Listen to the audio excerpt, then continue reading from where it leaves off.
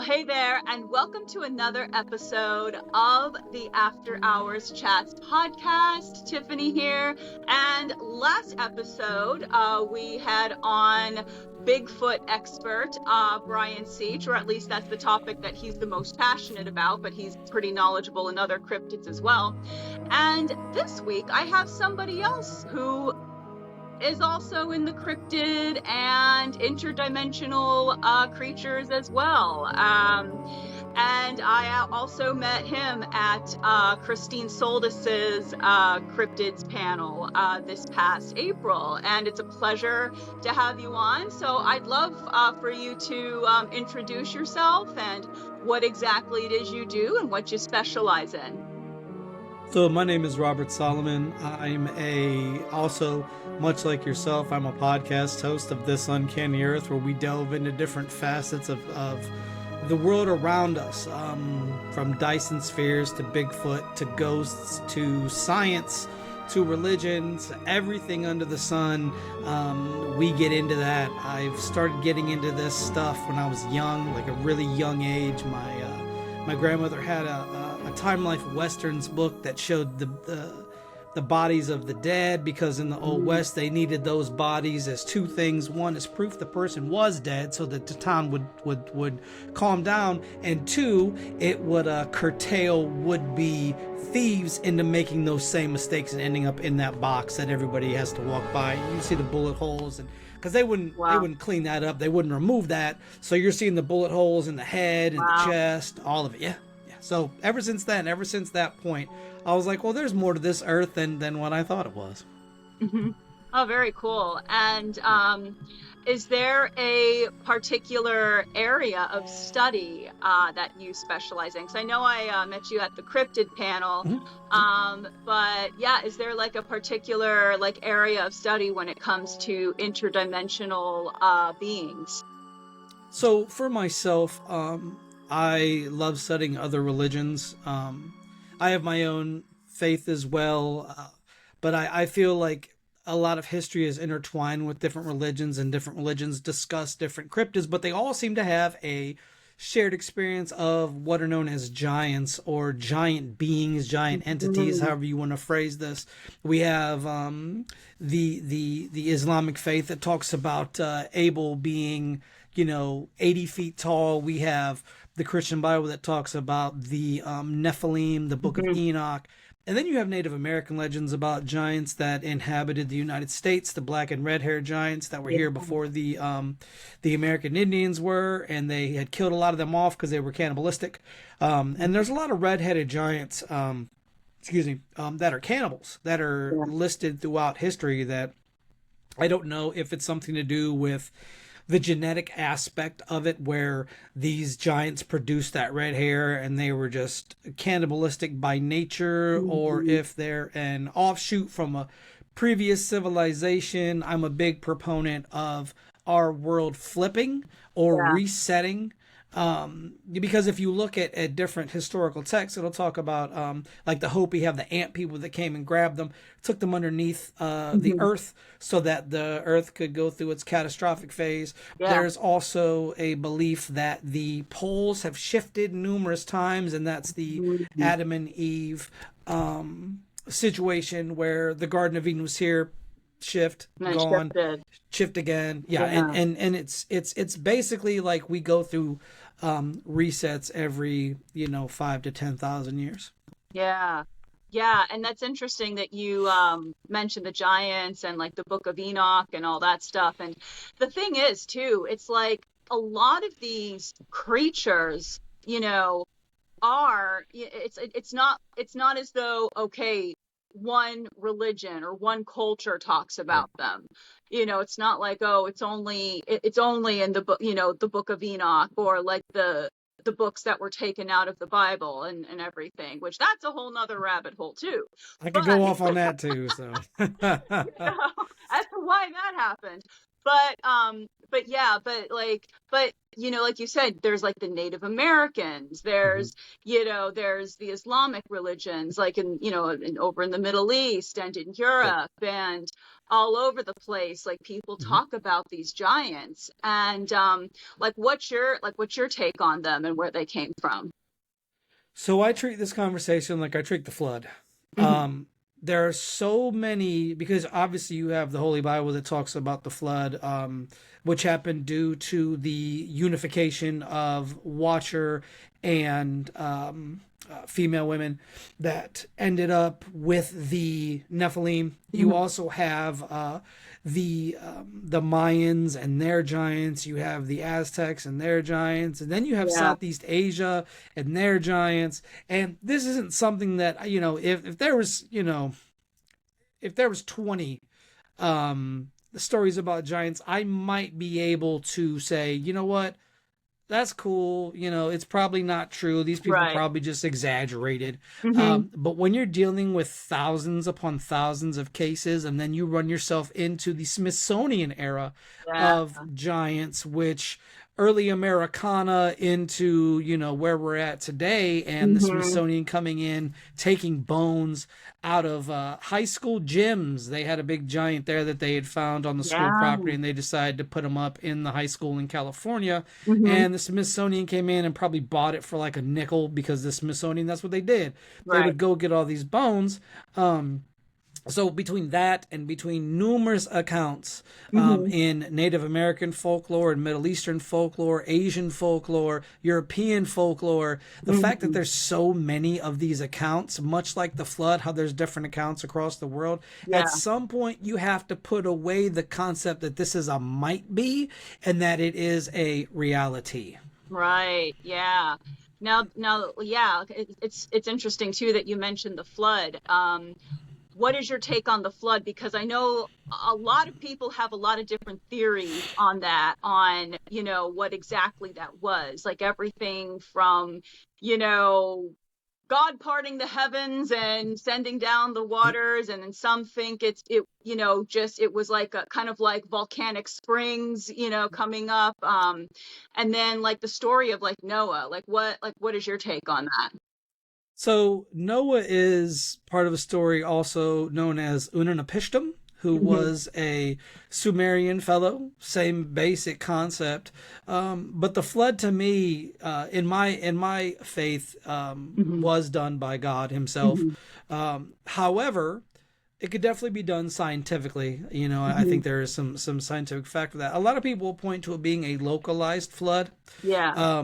But the fact that there's so many cultures that have this flood narrative and that people survived, a lot of people think Noah was the only one that Yeah, that survived. they were the Him, only his ones. wife, Yeah. Ham and Sham and Japheth, they all survived. Their wives survived.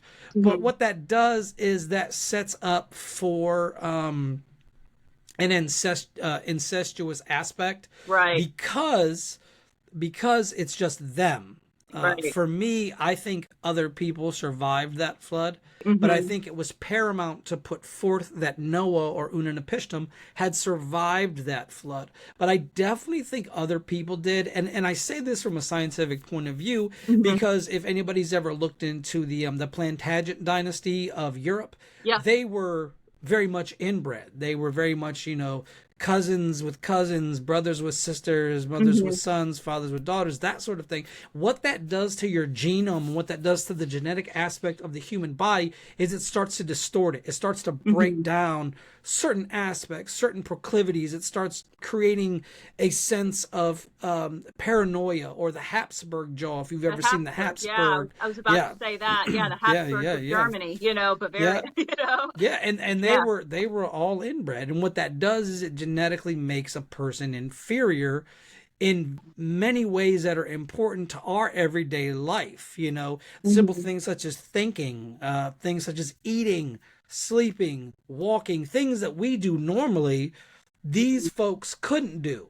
Right. And so that's for me is the paramount reason why I think the flood was that other people survived that flood, Hmm. just because the genetic anomalies that would arise from that Right. would decimate a population. And if we read the Old Testament, a lot of that is a survival manual. People think, oh, oh yeah, they make fun of not eating shrimp. Okay, let's take that back. If you eat shrimp and it is not cooked, it can kill you. Right. If you eat these shellfish that aren't cleaned, they're not washed, they're not cooked to an appropriate temperature, it can kill you. Yeah. So you have to look at that as a survival manual. And if you are inbreeding, you're going to genetically destroy the parts and pieces that make you strong. Right. So for me, yeah, there was more people that survived, definitely, in my opinion. Yeah, yeah. And, I always thought that theory, made more sense than just one family surviving. I do think that, because especially when you talk about how, if the flood happened like post flood earth and everything, if you, and how that affected the land and how that would have spread out the land and created more mountains and, eroded away some parts of it, and to me that would be way more ground to have to cover, if that makes sense. And so therefore it would make more sense that there would be more people that survived to kind of spread out throughout basically this newly formed land, pretty much, to Agreed. basically start humanity over. And it's really, really interesting, like all the different rabbit holes that you can go down with that. And and I know that there's like a bunch of theories of how there's giants like within mountains. There's prehistoric animals like, buried within mountains, especially because, when you get into like Appalachia, but even other parts of the world too. What are your thoughts on some of the interdimensional beings? Like, I know, I'm very fascinated with like the Wendigo. That's like one area, one cryptid, one creature that, I've been studying a bit. And there are aspects of the Wendigo that do imitate those prehistoric giants. Right. And so what are your thoughts on that? Were there some interdimensional creatures that maybe would have escaped like a catastrophe like the flood, or, anything, like the asteroid that supposedly killed the dinosaurs? What are your thoughts on that? So I have an interesting thought about the asteroid. If we look at Mars, and we look at the pockmarks on Mars, we see that Mars itself went through a period where it was destroyed. Suppose there's life on this planet. Well, if the people that lived on Mars wanted to get out before this catastrophe happens, you're going to terraform the closest thing to you that would support life. Right. And so terraforming the Earth would be the way that you would do that, because you want to remove all these hostile creatures so you can set the stage for human beings. Now, in terms of creatures escaping, I think there are, I have different periods that I have researched. So there's the antediluvian period where you have men living into their 10,000s, 50,000s. Yeah. You have these giant beings. You have Nephilim. You have the post-flood where men are now living at about 120, maybe 150. Then we fast forward into the pre-industrialization era, where I think fae folk, a lot of your Cernunnos, your deer men, things like that existed in Europe. Not so much here, but in Europe. But once the industrialization happens of the UK or of England or of Europe, that smog, that pollution starts pushing these fae folk. And for folks that don't know, fae folk include a plethora of beings, and it's not just fairies, it's goblins, not just these cute little pixies, right. It's little troublemakers in your house that hide your things. So I think after that industrialization, you have people that are, or you have these beings that now they've scattered, they've gone deep into the woods. That's why you don't see a lot of these things in big cities, because they don't go there. Right. And then you have the pre-technological era, which were, we had some sightings of airships and blimps and things like that before those were famous. Then you have um, the technological breakthrough era. And I think it's at that point that most everything sort of skedaddles is the Yeah. best way I can put it, that pushes to the far rim. However, if we look at when we start working with nuclear fission, when we start trying to split that atom, something took notice, some things took notice, whether that be aliens, cryptids, whatever you want to call that. Yeah. Something took notice and they started becoming more prevalent. UFO sightings were becoming more prevalent. Hmm. Now, are those UFOs government official? I don't know. Right.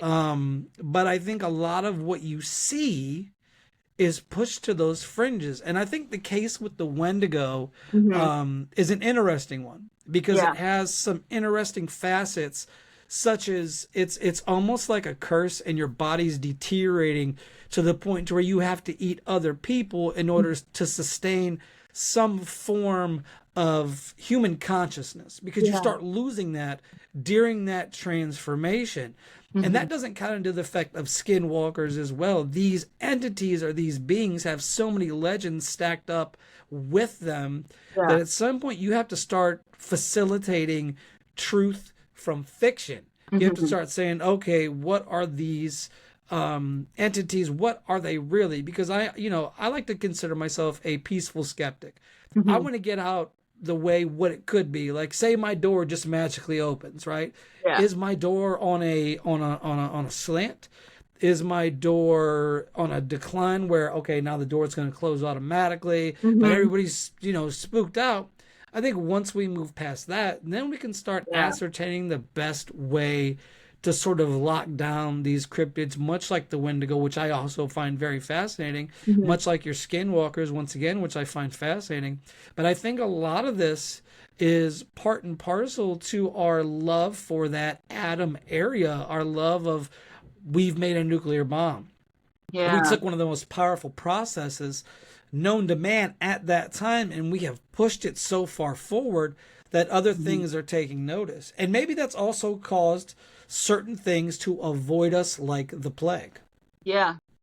Yeah. No, because because when you look back in like historical texts and everything, like a lot of those, even like the Grimm's fairy tales, it's like Mm-hmm. it's actually I even read like and heard certain accounts where the Grimm brothers actually experienced some of the worlds Mm-hmm. that they wrote about, and how like the Black Forest in Germany, how there's Oh like yeah. portals in there, and Oh yeah. and yeah, and it just seems especially pre-industrialization, Yeah. so many more of these like stories and sightings were prevalent, and and not that that there still aren't sightings Right. today. They just don't seem to be like as many people seeing them. Like they don't seem to want to show themselves as much, And not that there weren't before. I want to Mhm. also put out there that there were aliens seen way back in the Roman days, Yeah. right? But it's the frequency, and we can attune that to technology. Our Hmm. technology was better, so now we have the ability to see these things. We have the ability to track these things. Back Hmm. then, they didn't have that ability. They thought it was just demons or Yeah. monsters flying around in the sky. And there's a couple different cases, and I've talked about this in presentations, of airships in the Hmm. medieval ages landing Hmm. and taking pieces of a church. A Oh guy yeah. came down like he was Hmm. swimming, not and that's what I find to be fascinating, is that they don't abide by the same physiological rules and Hmm. laws that we do. We Right. have to abide by a set state of laws because of gravity. Hmm. However, these beings and entities seem to operate almost outside the lines of our known physiological means. They seem to have more endurance, more strength. They're faster, they're smarter.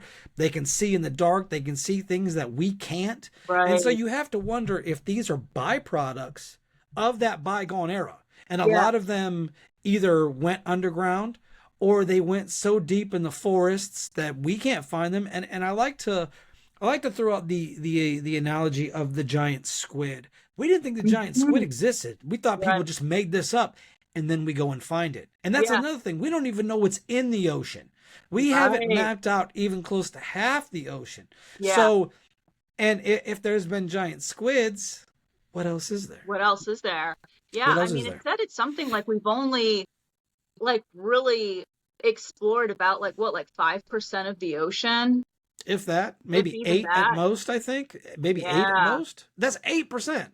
Now, Yeah. if you've ever been to the ocean, and I've been to both the Pacific and the Atlantic, Yeah. and it's vast. Like you just standing Mhm. there on the beach looking out, it's like it's miles and miles and miles and Yeah. miles. Yeah. That's not to mention how deep it goes. Oh You yeah. know, there's things down in the depths that produce their own source of light. So Right. you're telling me things like the Bigfoot or the deer man couldn't exist? I don't know. And we have to wonder too if a lot of these cryptids are they products of our imagination that we have believed so heavily, Mhm. almost like a tulpa, if you will, that we have believed so heavily in this one thing that somehow we have given this thing a life. And I also want to point out studies that they've done on prayer Mhm. amongst a large mass of people, and there's energy readings that come off of that. So Right. you have to wonder, are those just whatever, Yeah. or do we have something divine inside of us that allows us, when Mhm. put together and enough energies put forth, the creation of said entity? I Yeah. don't know. I don't have enough experience in that field in terms of research. You can read as much as you want all day every day, but until you're Mhm. out there and seeing if this is legit, that's where I'm like, okay, it's a possibility, and until I see it, it just still remains a possibility. Yeah. Yeah. Well, that makes me think of this one. It's actually a Native American. It's part of Native American lore, and it's called not the Wendigo, but a Mm-hmm. Wetico. Mm-hmm. It's yeah, that Wetico. Yep. And Yep. basically, yeah, what that is, it's a manifestation of your shadow. So sometimes when Yep. people think that they're being attacked by a demonic entity, it's like, and I mean, not that demonic entities don't exist, but Of course. in some cases, really what you're being attacked with is the unhealed version of your shadow. Yes. You got to And do a lot of that shadow work. yes. Oh Yeah. yeah, Yeah. shadow work. Yeah, Yeah. Yeah. I've discussed that, very in depth with like a couple other guests and everything. Mm-hmm. Yeah. Oh But yeah. yeah, we're very big on shadow work over here. But yeah, but that's why it's so important to face your shadows and, Yes. and to do, do the inner work on yourself because, a lot of the time, and again, I'm not, obviously not saying that demonic entities don't exist because, a Of lot of course. people have, experiences with those beings. However, and that's why it is so important to have that type of discernment too, so that Agreed. you can properly, exercise what you need to. Like, it's like, okay, is it residual energy? You know, is it, my own shadow? Is it, or is it, maybe, a darker human spirit? Or is it, like the actual demonic entity Right. that where it might take a little bit more work to, to finally, to get rid of it. But yeah, but it's really, and one thing I like about the people that I've talked to so far, because I know you, Brian, and Right. also the Whispering Souls paranormal investigators. I like when people show discernment like that. It's like, Mm-hmm. okay, they're not just going to hear a bang and be like, oh my gosh, it's ghosts. It's like, Right. because see, Right. that's the thing, though. You need to have that discernment. You need to break down, okay, what could it possibly be in order to really get to the root of it. And then when you get to the root of it, that's when you can, get into problem solving area and everything. But what are your thoughts on that? So with demonic possession, I don't believe it's necessarily the head spinning, Hmm. um, Reagan from The Exorcist. Right. Demonic possession is, let's say you have something I want, and I'm going to do everything in my physical power to get that from you. I don't care if I have to cross you. I don't care if I have to take you completely out of the equation. I want it, and it will be mine. That's demonic possession. I don't, because to be honest, we sit here and we see these videos of heads spinning and puking. I'm not saying that's not part and parcel of that, but it serves no purpose. It just serves to scare somebody. You're just doing parlor tricks to scare somebody. No, this is demonic possession to me is, you know, the creepy people of the world that I'll put that lightly because I'm not going to go into depth on that one. But like the horrible things we do to each other, the greed, the pride, the avarice, the hate we have for another, that's demonic possession, because that's what is actually causing those things to happen. Is it's this wickedness that lies within all of us. We all have the ability to do wicked things to each other, but it's choosing to act on it. And you know, and I think that when you deal with demonic possession, you have to look at things like, what kind of mind state is that person in? A lot of your serial killers, I would say that's demonic possession. A lot of your people that just are greedy to be greedy, that's demonic possession. They did a case many years ago. Annalise Michael. I don't know if you know this. You know this. You probably do. Yeah, I've heard of it. Yeah. So I did. I researched this ad nauseum. I was like, I gotta figure out what the case is with this person. Come to find out, so she was a paranoid schizophrenic. And she was in the church, so her brain automatically gravitated to the place that she felt the most familiar, pardon me, and that was the church. So everything that happened revolved around the church. Well, they go to put her on some medication, and she's fine.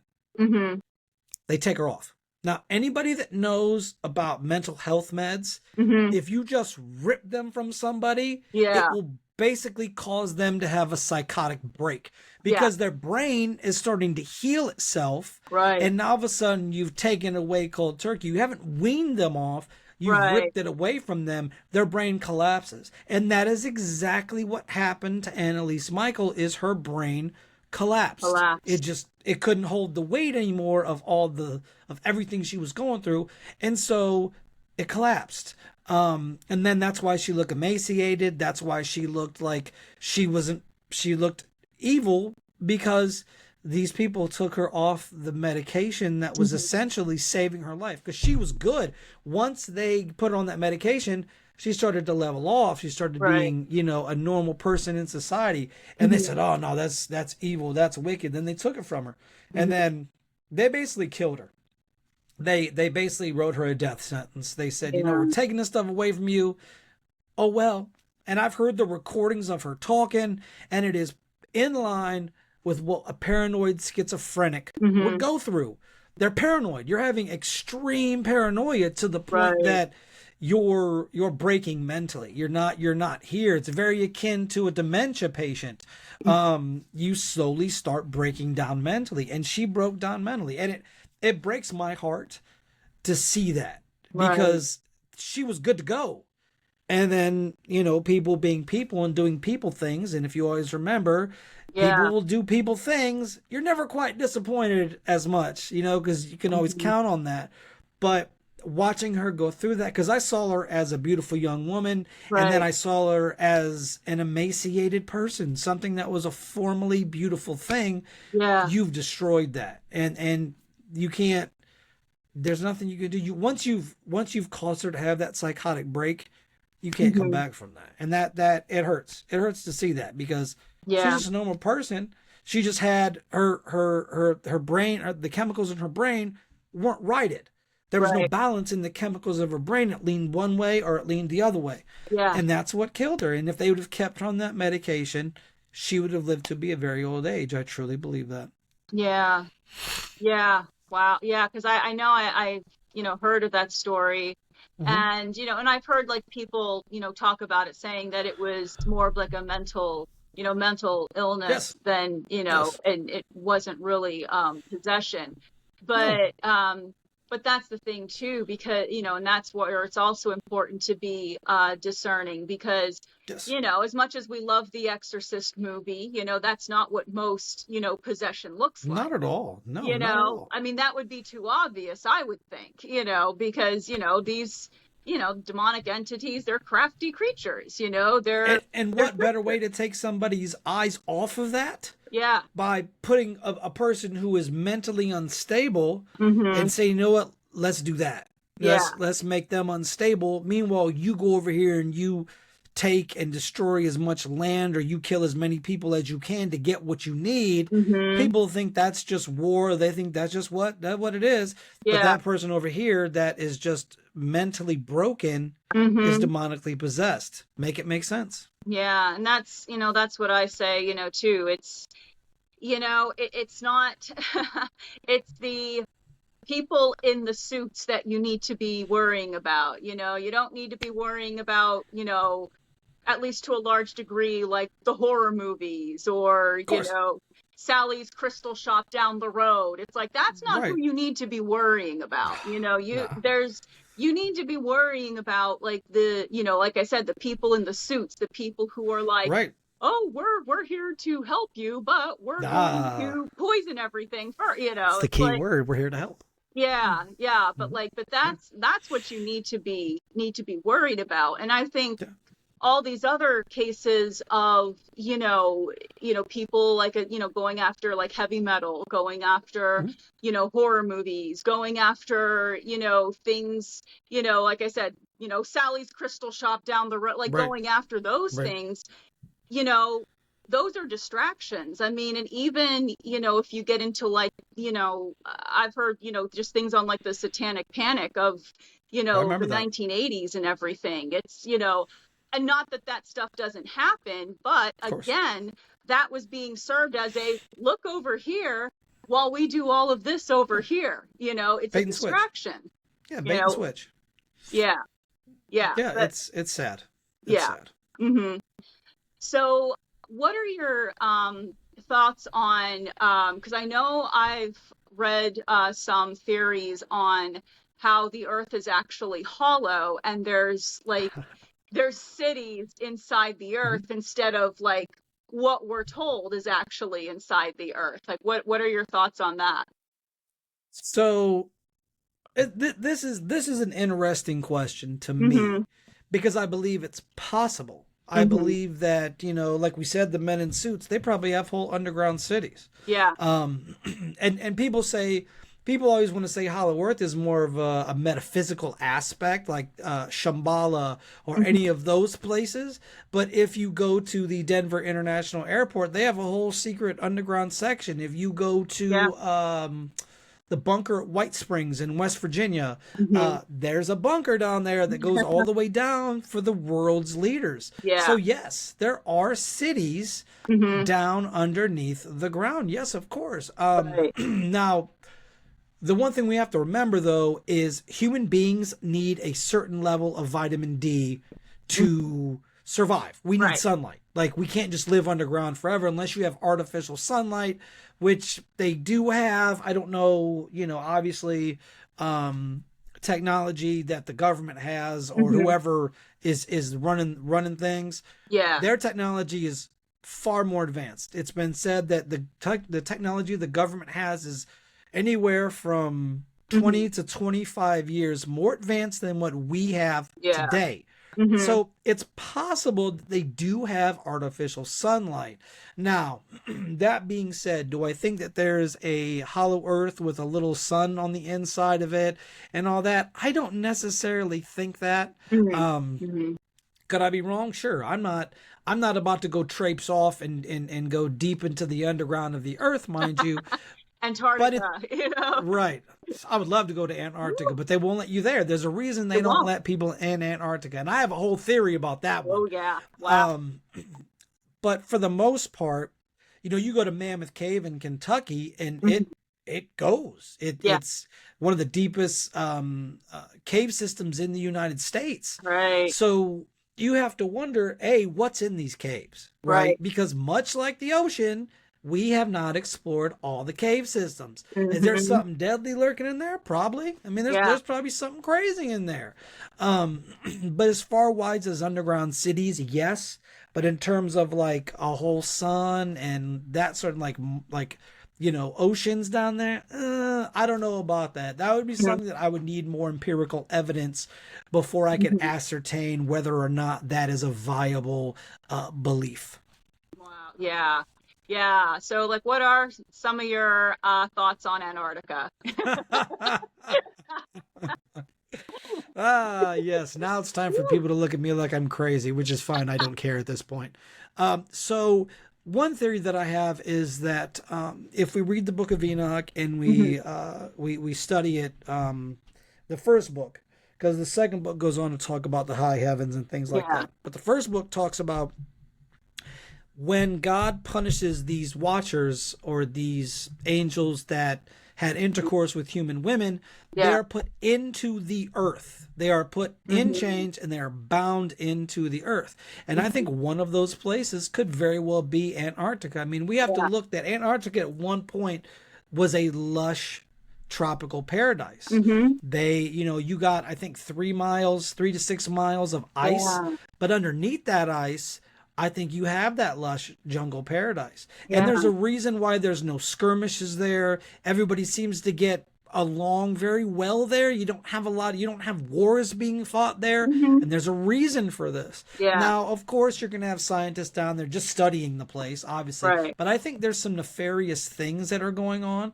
And whether that's they're harnessing the power of these entities and using their power for negative aspects of Yeah. our society, our civilization, who knows?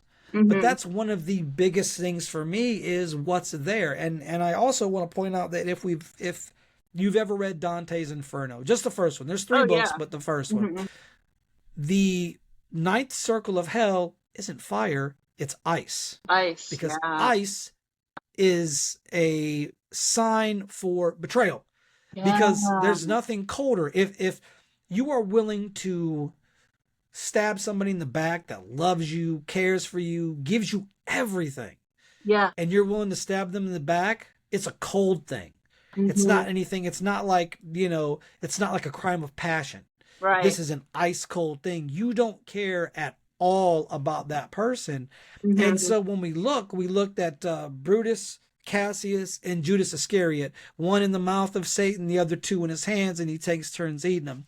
Before Virgil and Dante go in to see the devil Hmm. in the lake, it's a frozen lake, and there are people trapped Hmm. neck down in ice.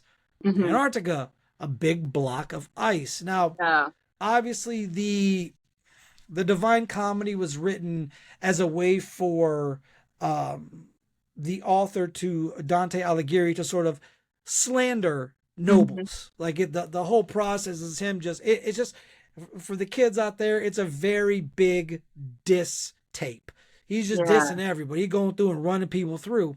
But there has to be a reason why you decided that circle at the bottom was Hmm. pure ice. Yeah. Did you take some things from Antarctica?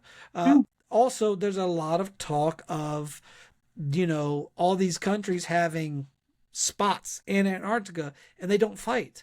You don't hear Yeah. about wars breaking out down there. Nobody's tried to go down there and invade. Nobody's tried to go down there seeking secrets. I mean, we saw Hmm. it with Area 54. No, I think I got that wrong. The area where everybody tried to break in. Hmm. Roswell and all that. Area 51. Area 51. I Yeah. was off by 3. Area 51, right? People Yeah. gung ho. I mean, obviously they didn't invade it because the government will just shoot you. Right. Let's get that out the way. Yeah. They will take you out. Even Hmm. though in my personal opinion, nothing is there. Hmm. Because the best way to keep something hidden is to, like we said before, bait and switch. Make everybody think it's all here in Area 51, put guards there, make it dangerous. Yeah. But people don't understand there's areas around Area 51. People think Area 51 is the only one. No, Right. there are multiple areas that are scattered throughout that plane. Hmm. And I think it's very much the same with Antarctica. I think that there's things there that we don't know about. Now, is it as wild as my hypothesis? I don't know. Maybe, maybe not. But Yeah. we do know for fact that that one time that Antarctica was a lush tropical It was paradise. tropical. Yeah. That's facts. That the scientists Hmm. have went on record and said this. Um, how that happened, obviously planets or pole shifting, something happened. A Yeah. catastrophic event happened enough to where it pushed that landmass to a point where it's freezing temperatures. And I don't know if you've Hmm. ever seen any of the videos or anything of people like stationed down there. Yeah. They open this door and it's a tumultuous storm out there. Like you can't do anything. Yeah. Um, so I don't know, like it's almost as if there is a spiritual force that is not allowing people to really get into Antarctica. But Hmm. once again, I don't know what's down there. I don't know what they found. But Right. if we go off of the Nephilim concept, and the Watchers, supposedly they're trapped there, and there's a place in Lebanon called the Temple of Baalbek. Okay. Near the Temple of Baalbek, there is a square. It's a Hmm. large concrete slab Yeah. that looks like it is the covering of a tomb, a hole, something there, and the Middle East being the cradle of our civilizations. Yeah. You have to wonder, what are they hiding? What are they trying to keep in, trying to keep it locked in? Hmm. Because there's wars that rage over there longer than you and I have been alive, Yeah. longer than you and I will probably be Be alive. alive. Yeah. They will be fighting. They're not going to stop fighting. Yeah. Um, but if you look, it's our governments are there, other governments are there. I don't believe for a second that it has anything to do with oil. Hmm. Because if we wanted oil, we could get it from Venezuela. Venezuela has a Right. very large portion of oil. We have a large portion of oil if we Hmm. really wanted to get it. But there's Yeah. something over there. There's something there that those cultures don't want us to find. That's why they are fighting tooth and nail to keep anybody from getting close to it. Yeah. The Temple Mount, there's supposedly something underneath that. There's so much to it that Mm. you have to ask yourself, why are we constantly fighting there? You don't hear about these skirmishes that have lasted, centuries Yeah. in Guatemala. You Hmm. don't hear about these skirmishes that happen in Peru, Right. and these are places that have spots like Pumapunku or Pumapunku. My bad. I always mess that one up. It's just the way it rolls off the tongue. And you have Brazil, you have all these, you have the Amazon rainforest, you have the Hmm. Mayas, the Incans, you have all of these civilizations that you Yeah. would think people would be just en masse going down to figure out, or going to war over to find out their secrets. But Right. there's not. But you go to the Yeah. Middle That's East true. and it's a consistent war. It's always war. Now, one time could oil have been involved? Yes, but I think oil was just a byproduct. I think whatever there is there, they still haven't found, because I think if they find whatever is there, we're going to be in a lot of trouble. We're going to be in a very, very large, because mankind isn't smart enough to not want to push the button, as I like to Right. say. They want to push it. It says don't push, because Hmm. I kind of want to push the button too. I'm not gonna lie, I kind of want to push the button too, but that's in my nature, Yeah. right? I think they can be smart enough, but I think too many people are in their egos, and Agreed. that that cloud, I mean, that clouds your judgment when, Of course. again, when you haven't dealt with your shadows and you're just too much Yep. in your ego, Yes. that can cloud your judgment, like, really, really bad. And, Yes. and I speak from personal experience, because when I really started to, do the shadow work and had like ego deaths and all that stuff, that was when my discernment was really, it was like boom, like I was like, Yes. okay, like now, and I felt like my decision making got a lot better after that Yes. too, and but I do think, we can be smart enough to discern, okay, I agree. we should or shouldn't be meddling. But again, I think just as a collective, just the ego of the collective is just so just high. And until, we address that shadow, that collective shadow. Not, I mean, individuals, yes, because it has to start with you, you know. Of course. I always Of course. reference the Michael Jackson song Man in the Mirror, you know. It's like Yeah, it's a it great has to song. start with you, you know. Yeah, But it does. yeah, and as more and more people address that stuff, yes, you know, that's when humanity starts to heal. But you know, but people have to want to do that. And I think, you know, while there are more and more people waking up to this, I do, you know, there's still, I think, too much of, you know, just like a collective ego there Yes, of course. to, you know, I mean, what are your thoughts on that? I've always looked at it like this. Individually, we are intelligent. When Hmm. we get into a mob form, Yeah, we're ignorant. yeah, We're filled like with the hive hate. mind. Yeah. Yes. The Hmm. hive mind is dangerous to an intellectual mind Hmm. because it goes along. It Yeah, doesn't stop to say this isn't the right thing to do because it doesn't want to be ostracized. We right. don't like being ostracized because we're people. We need to Hmm. have, and of course, you're going to have people that say, oh, I don't need to do that. Okay, Yeah, champ, you're the outlier. I get it.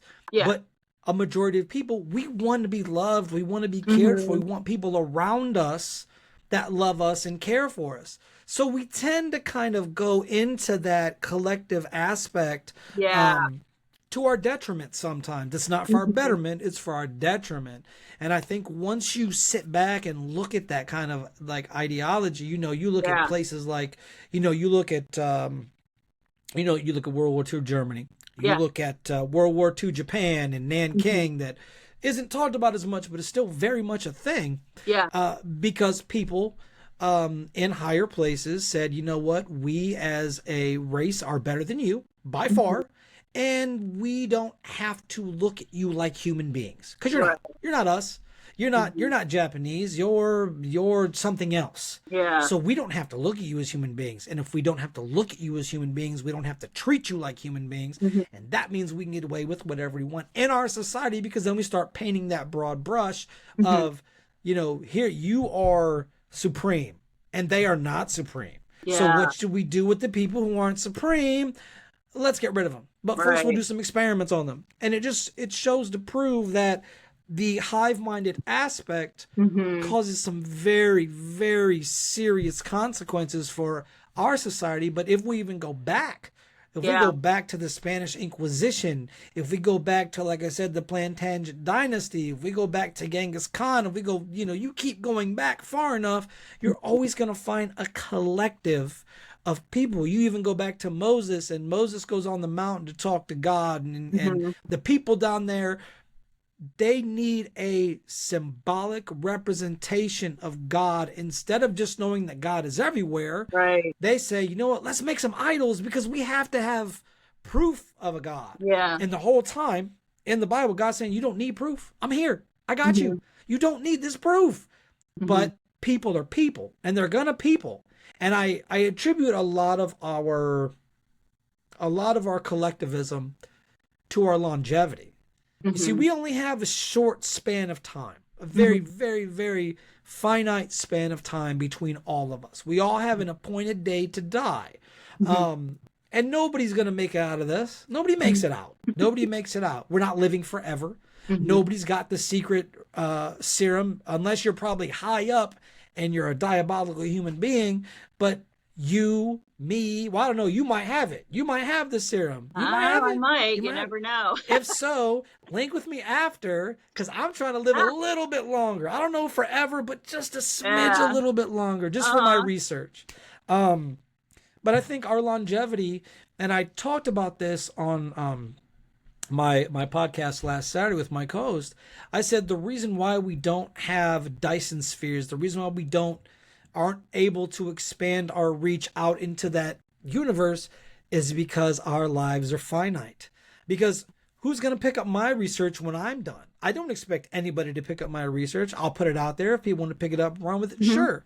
But people only live for so long, and most of them do not want to pick up each other's research. Most of them want to do their own thing.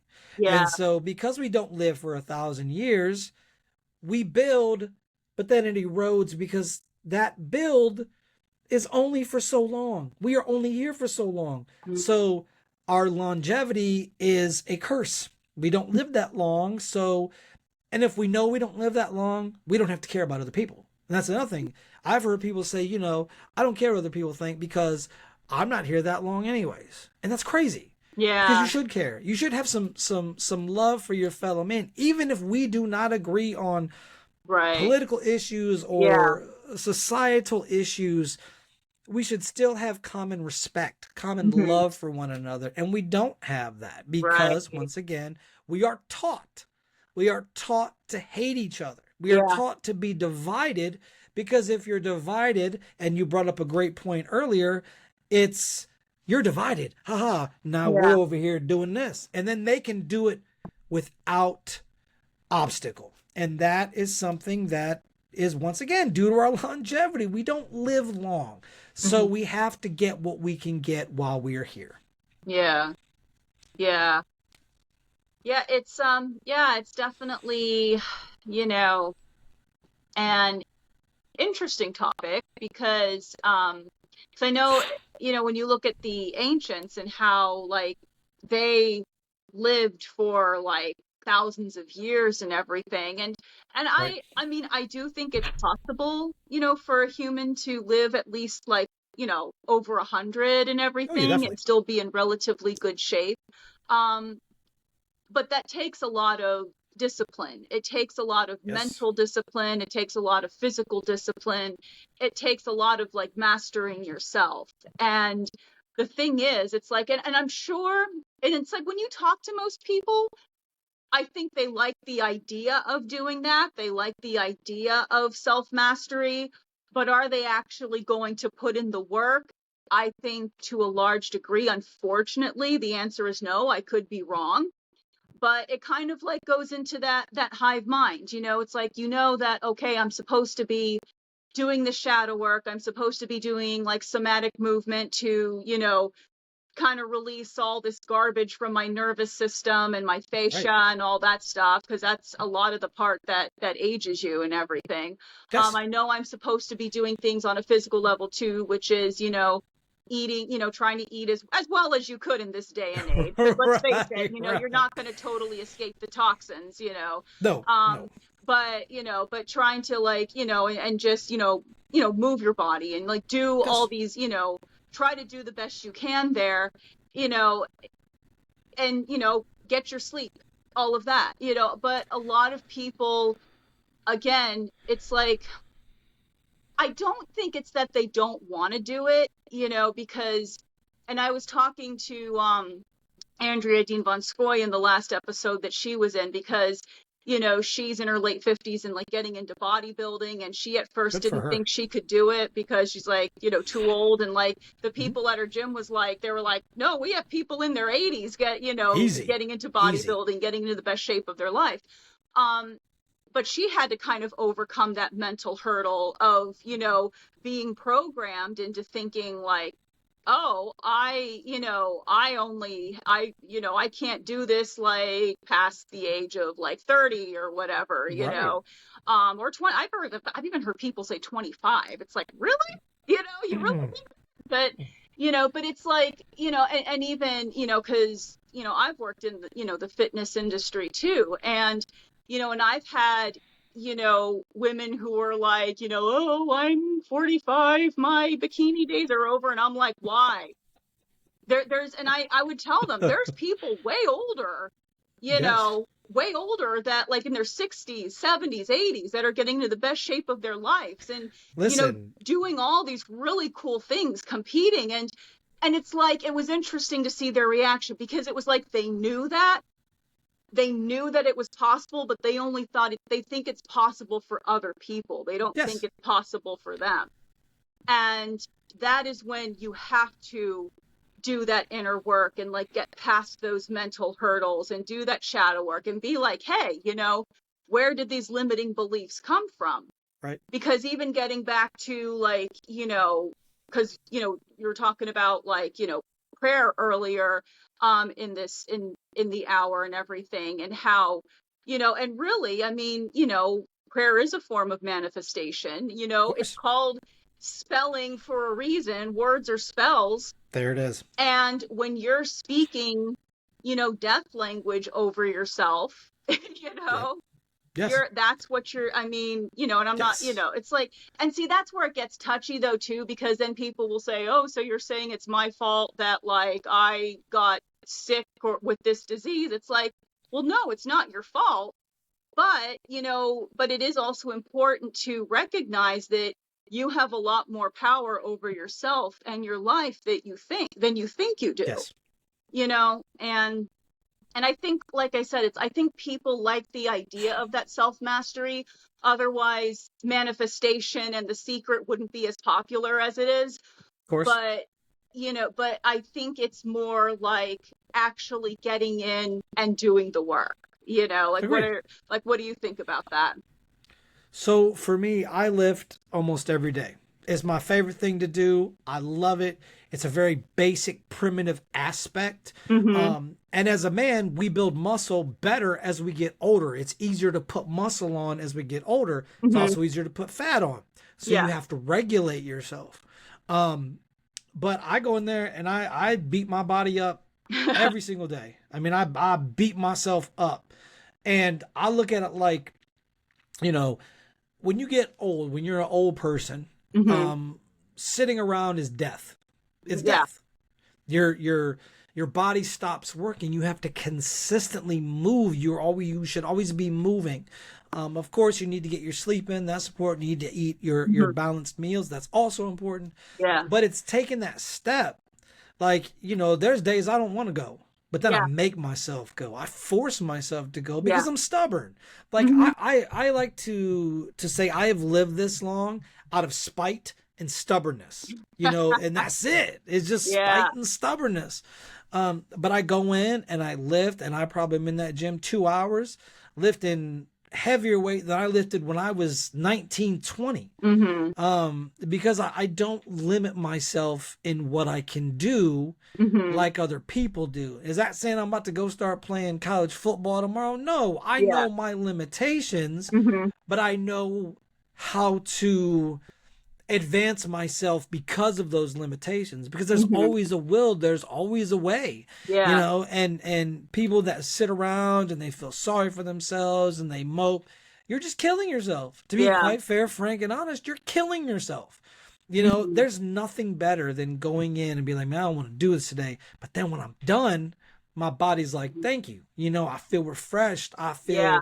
invigorated. I feel like I could take on the world. Yeah. And I know if I don't go for a day, I Mm-hmm. almost get depressed because it's like my body's like, let's go. We got work to do. We Yeah. don't have a lot of time here on this earth. You got research to do and you need to be Mm-hmm. in tip top shape Yeah. to go to the places you want to go. I'm trying to go to places like Iran. I'm trying to go to places, Egypt, places that require a degree of self-awareness, a degree of defense, and a degree of just physical ability. I'm going to go to Petra. That's like one of the things that on the top of my list is Petra, to see what the Nabateans built, and then Uh-huh. down southeastern into the Empty Quarter, which is Oman, Yeah. Yemen, and Saudi Arabia, because that's where the tribe of Ad and the Iram of the Pillars, which is an ancient civilization that collapsed in the sand. I'm trying to go to these places,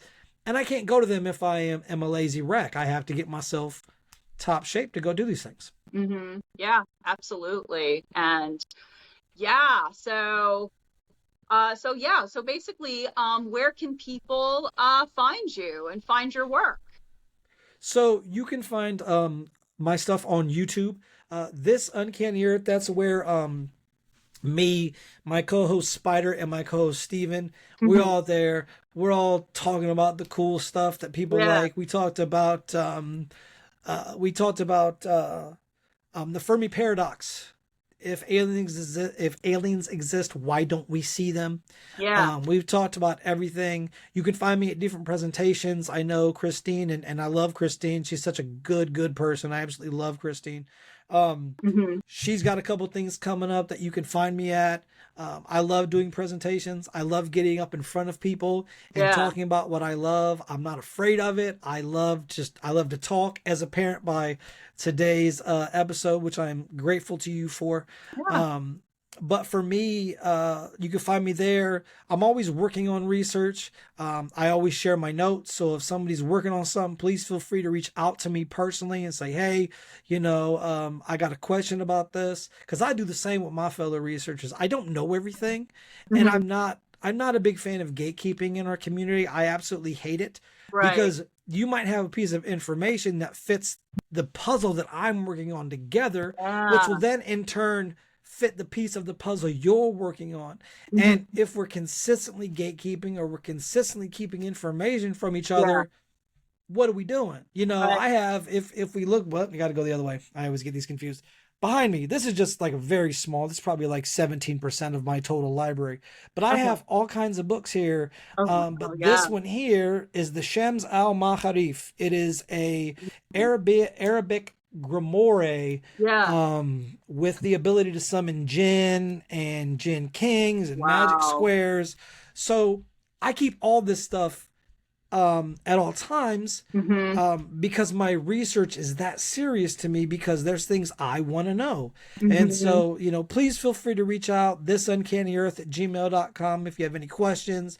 Please, I would love to work with more people. I love researching, but I love getting together with other people like yourself that have the knowledge that I don't have. Because a lot of you are smarter than I am on things.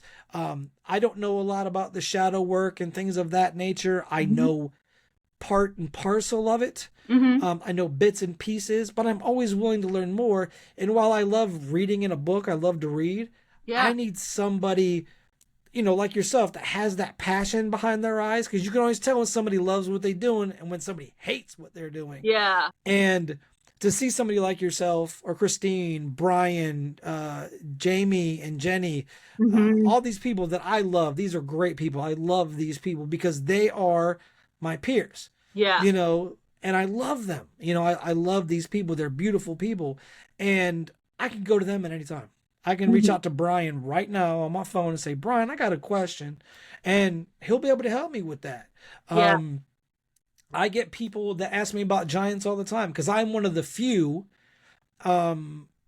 experts in that field that I know a lot about giants. I've been researching this stuff for 20, 30 years. I've been reading the Bible since I was 6, 7 years old and had questions then. And so, if anybody out there would like to shoot me a message, I'm also on Facebook. You can find me under Robert Solomon. I'm on Instagram as well. I love going to old historic locations.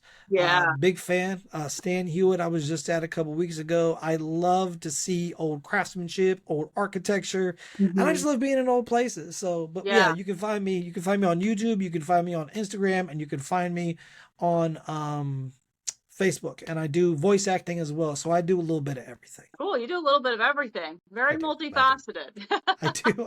Love it. Yeah. Well, cool. Well, thank you so much. And I'll make sure I have like all of your links and your tags in the description. Please. And thanks again for coming on. And I'll have to have you on again, because it seems like there's just so much more to talk about, and especially with all the research you're doing and everything. And and be sure to check out Robert's podcast as well. The Uncanny Earth, it's called. This Uncanny Earth. This Uncanny Earth. There you go. We're going to get you on whenever you're free. I would love to have you on. Come on. Absolutely. Yeah. We'll pick talk your brain more about all the shadow work stuff and everything. Right. And a lot of the Celtic stuff. You seem very well versed in a lot of the Celtic aspects of things. Side note before we get out of here. So I was able to connect the deer god Cernunnos with the Irish, who they revere, to the Native Americans. And it is my theory that it's because of that interaction between the Irish and the Native Americans that brought Cernunnos over, that you see an uptick in deer men. Because before that incident, deer men weren't seen. But after that incident, deer men were seen here in Ohio, because that's where I'm at. I'm in Ohio, and we Okay. have crazy stuff here. We've got mounds, we've got deer men, we have melon head children that were part of an experiment at a Yeah. facility in Cleveland. So we have You have a the dog man there mystery. too. Yeah. We have a dog man there too. So Yeah. that's just me at night. So don't mind me. I'm just trying to get a good exercise in. Don't mind me. I'm just, but no. In all seriousness, thank you. Without folks like yourself, I wouldn't be here. So I am always eternally grateful to you, to Christine, to Brian. Rest in peace to Fred. Rest in peace to Bob Schultz. Those are two men that brought me in. If it wasn't for Fred Saluga and Bob Schultz, I wouldn't be here talking to you right now. So Yeah. God bless them, and I'm grateful. I'm just grateful. I'm grateful. Yeah. Yeah. Fred, Fred was awesome. So Fred's yeah. great. Yeah. Fred's great. Yeah. I have a couple He of don't his care if books. you liked him. You don't care if you liked him. He Yeah. was going to tell you how he felt regardless, and I respect any person that tells me to my face what they think regardless of how I feel. I Yeah. respect that, because at least I know It's who like, you are as a person. even if I agree with you, if you say it with your whole chest, it's like, hey, you know what? I respect that, Right. Yeah. Right, exactly. If you're out there just saying it and you Yeah. don't care who's around, Uh-huh. okay. I got to give you some respect for that, because not Yeah. everybody's about that action. Yeah. Not A everybody's lot about of that people action. won't do that. Kind of like what we were talking No. about with like the hive mind earlier. A lot of Yes. people, it's like they like the idea of being an individual, but Yes. when you get them in a group and everything, it's like, okay, I'm just going to conform to this. And it's that survival, that ancient survival instinct that we can accredit that to. But, but I think it's time more people stepped up as individuals, I think. Agreed. So And I love the fact that I can sit here with you today on a Monday night and have this conversation about all of these things that I couldn't talk about to people when I was younger. People look at you like you crazy when we were kids, or when I was a kid. You're probably way, way, way younger than I am. So that's just a fact. But when I was a kid, you can talk about this stuff. Like I have family from West Virginia, and I've heard stories, but those stories stayed in hushed tones. You couldn't proclaim it. You couldn't go to town square and be like, I saw a ghost in old Myrtle's shed. You couldn't do that because people think you wacko.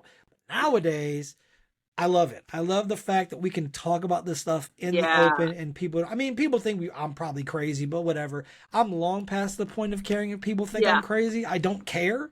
Because I'm gonna keep putting my research out there for people to enjoy. So thank you. Yeah. Oh, you're welcome. And thank you. And thank you everybody for listening or watching, whether you're watching on the video version on YouTube and Apple iTunes, or listening on your favorite streaming platform. Thank you so much. There's been like an uptick. There continues to be an uptick in listenership. So that's awesome. But thank you so much again for coming on, and thank you everybody who listens. And until the next episode, as always, stay safe, stay fierce, and of course, stay spooky. Bye.